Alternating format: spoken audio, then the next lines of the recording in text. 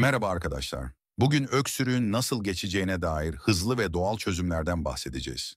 Öksürük, birçok insanın karşılaştığı yaygın bir rahatsızlıktır. Ama endişelenmeyin, bu videoda sizlere evde uygulayabileceğiniz etkili yöntemler sunacağız. İlk çözümümüz zencefilli bal çayı. Zencefil doğal bir anti-inflamatuar olup boğazınızı rahatlatır. Bir parça taze zencefili rendeleyin, üzerine sıcak su ekleyin ve bir tatlı kaşığı bal ilave edin. Bu karışımı günde birkaç kez tüketmek öksürüğünüzü hafifletebilir. Derin nefes alma teknikleri de öksürüğe iyi gelir. Rahat bir pozisyonda oturun, derin bir nefes alın ve yavaşça verin. Bu akciğerlerinizi açar ve boğazınızdaki tahrişi azaltır.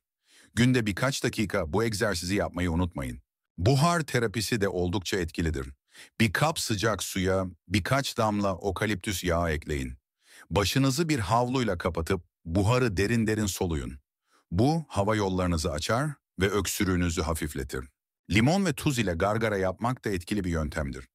Bir bardak suya yarım limonun suyunu ve bir çay kaşığı tuz ekleyin. Bu karışımı günde birkaç kez boğazınızı çalkalamak için kullanın. Bu boğazınızdaki tahrişi azaltır.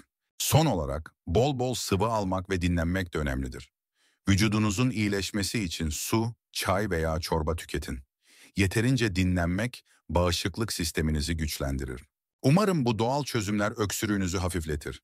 Unutmayın, eğer öksürüğünüz uzun sürerse bir doktora başvurmalısınız.